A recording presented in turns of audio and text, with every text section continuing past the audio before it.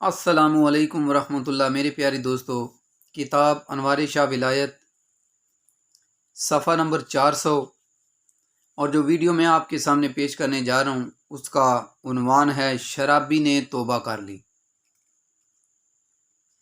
واقعہ سلطان بطولی خان صاحب، جاگیردار علاقہ کھٹائی متولی علاقہ دہچنا کے ساتھ ملحق ہے۔ تحصیل اوڑی، ضلع بارہمولہ، آج مقبوضہ کشمیر میں ہے۔ سلطان مذکور نے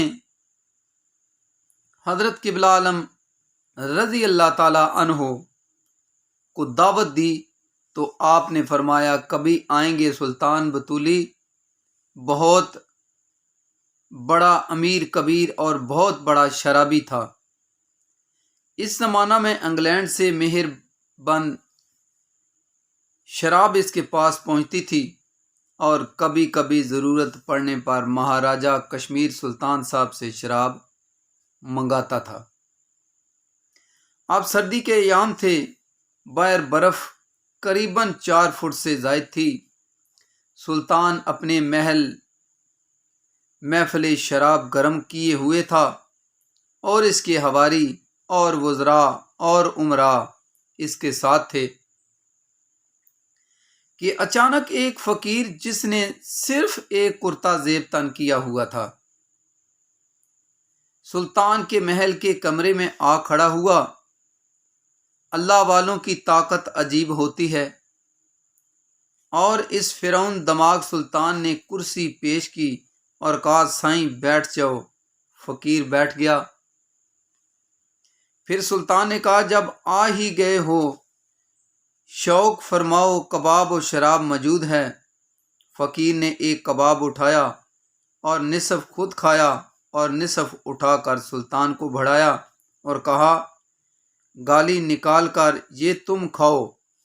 مجلس والوں نے تو یہ سمجھا کہ یہ فقیر مارا جائے گا۔ اس نے سلطان صاحب کو گالی نکالی اور پھر اپنا پس خوردہ کباب اس کے منہ میں ڈالنے آگے ہوا، لیکن ہوا یہ کہ سلطان کھڑا ہو گیا اور وہ پس خوردہ فقیر اپنے منہ میں فقیر کے ہاتھ سے لے لیا، اور پھر فقیر نے گالی نکال کر کہا کہ کھاؤ۔ سلطان کے حلق سے کباب کا لقمہ اتر گیا اور فقیر دروازے سے باہر نکل گیا۔ چند ساتھ خاموشی رہی، پھر سلطان نے حکم دیا کہ دیکھو وہ فقیر کدھر گیا۔ باہر پہرہ داروں نے جواب دیا کہ وہ گیٹ سے باہر نکل گیا ہے۔ باہر دیکھا تو 42 قد کے نشان برف پر لگے ہوئے تھے، پس کسی کو کوئی خبر نہ تھی۔ فقیر پا برہنہ ہوا۔ واپسی جواب ملنے پر سلطان تھوڑی دیر خاموش اور پریشان رہا، پھر شراب کی طرف متوجہ ہوا تو الٹی شروع ہو گئی۔ نتیجہ یہ نکلا کہ اس زمانہ کے حساب سے کئی ہزار روپوں کا شراب باہر پھینکا گیا۔ اب سلطان صاحب کی یہ حالت تھی، اکثر شراب کی بوتل کا ڈھکنا بھی کہیں نظر آتا تو الٹی شروع ہو جاتی۔ وہی شرابی سلطان اب نمازی، تہجد گزار اور قائم لیل میں کوئی ہم رکابی نہ کر سکتا تھا۔ راقم الحروف محمد امین شاہ بخاری حضور قبلہ عالم رضی اللہ تعالیٰ عنہ کی ہم رکابی میں وہاں گیا ہے۔ اس کے لڑکے کا نام بھی محمد امین تھا۔ اس کو اس وقت نماز تہجد کا پابند دیکھا، جو 9 عمری جوان تھا۔ واقعہ گلستان سعدی کا طالب علم تھا۔ تو حضور قبلہ عالم رضی اللہ تعالیٰ عنہ نے نواب احمد بند کے شہزادے سے فقیر کی بات سن کر ارشاد فرمایا کہ اسی فقیر نے سلطانی کھٹائی کا شراب چھڑایا کہ موسیٰ علیہ السلام پر کوہ طور پر تجلی حق تعالیٰ کا نزول ہوا تو آپ کی نگاہ اس کر تیز ہو گئی کہ 10 کوس سے تات کی تاریکی میں کسی پہاڑ پر چلتی ہوئی کیڑی کو دیکھ لیتے تھے۔ تفسیر ابن کثیر اور سیدنا ابراہیم علیہ السلام کے بارے میں ارشاد باری تعالیٰ ہوتا ہے، سورہ انعام آیت 85، ترجمہ: اور اسی طرح ہم ابراہیم کو دکھاتے ہیں ساری بادشاہی زمینوں اور آسمانوں کی۔ اس آیت کے تحت تفسیر مدری میں ہے کہ حضرت ابراہیم علیہ السلام کو ایک پتھر پر کھڑا کیا گیا اور پردے ہٹا دیے گئے۔ وہیں سے تمام آسمان زمین کے ہاں تک کے عرش برین سے لے کر اسافلین نیچے سے نیچے تک سب کچھ مشاہدہ کرا دیا گیا، یہاں تک کہ آپ نے وحشت میں اپنے محل کو ملاحظہ فرمایا۔ تفسیر مظہری جیم 4 سواد 171۔ حضرت ابراہیم علیہ السلام نے عرش اور جنت، لوح اور قلم بلکہ ہر چیز کو ایک پہاڑ پر کھڑے ہو کر دیکھ لیا، اور زمینیں ان کے لیے کھل گئیں اور زمین کے اندر کی چیزیں دیکھنے لگے۔ اور حضور سید الانبیاء صلی اللہ علیہ وآلہ وسلم کا ارشاد گرامی ہے، مشکوٰۃ شریف سواد 72، ترجمہ: پس میرے لیے ہر چیز روشن ہو گئی اور میں نے اسے پہچان لیا۔ یہ تو انبیاء کرام علیہم السلام کا دیکھنا تھا، اور حضور صلی اللہ علیہ وآلہ وسلم اولیاء اللہ کے وارث اولیاء اللہ ہیں، جو کہ علماء ربانین سے ہیں۔ اللہ تعالیٰ نے ان کو بھی حضور صلی اللہ علیہ وآلہ وسلم کے وسیلہ سے یہ شرف عطا فرمایا۔ حضرت ملا علی قاری رحمۃ اللہ علیہ مشکوٰۃ شریف کی شرح میں فرماتے ہیں، مرکہ جیم 2 سواد 342، ترجمہ: پاک و صاف نفس جبکہ بدنی علاقوں سے خالی ہو جاتے ہیں تو ترقی کر کے بزم بالا سے مل جاتے ہیں، اور ان پر کوئی پردہ باقی نہیں رہتا۔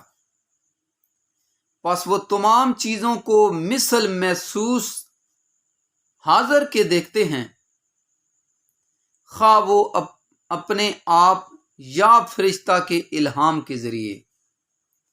اور حضور صلی اللہ علیہ وسلم کا فیضان جب سیدی میرا محی الدین شیخ عبد القادر جیلانی رحمۃ اللہ علیہ کو پہنچا تو فرمایا،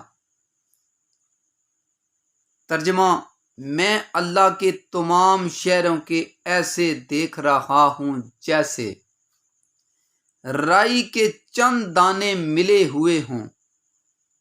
اس مضمون کو حضرت مولانا روم رحمۃ اللہ علیہ یوں بیان فرماتے ہیں، سرما کن در چشم خاک اولیاء، تبینی ابتدا عطا انتہا۔ اولیاء کرام کی مٹی سر کا سرما آنکھ میں ڈال تاکہ تو ابتدا سے انتہا تک دیکھ سکے۔ کاملا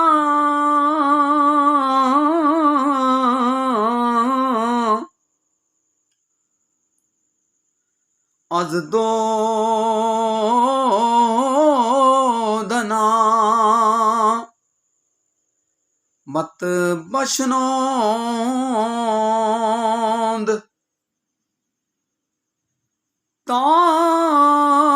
بکسر نار پودتو درون کامل لوگ دور سے تیرا نام سنتے ہیں، یہاں تک کہ آگ اور تنور کو جانتے ہیں، بلکہ پیش از زادن تو سالہا سیدہ باشن دت چندی حالہا، بلکہ ایک تیرے پیدا ہونے سے کوئی سال پہلے تیرے اس حال کو دیکھ لیتے ہیں۔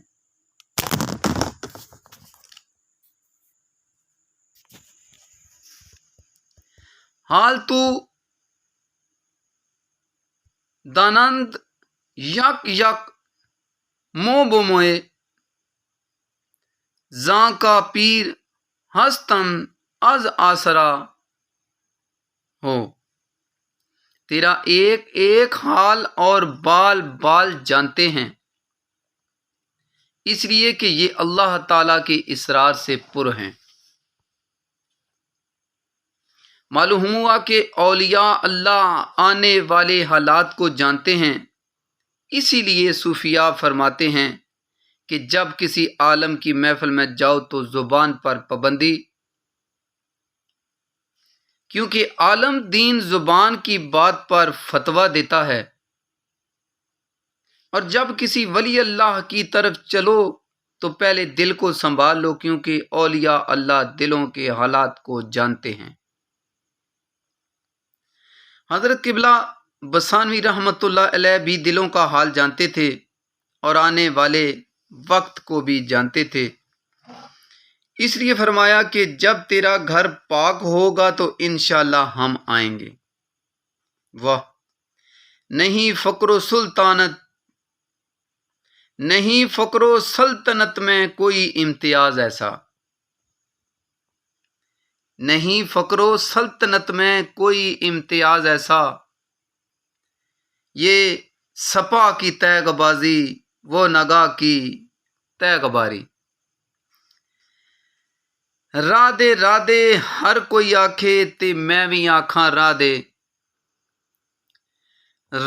راہ دے ہر کوئی آکھے تے میں بھی آکھاں راہ دے، بن مرشد تینوں راہ نہیں لبنا تے رل مرسیں وچ راہ دے۔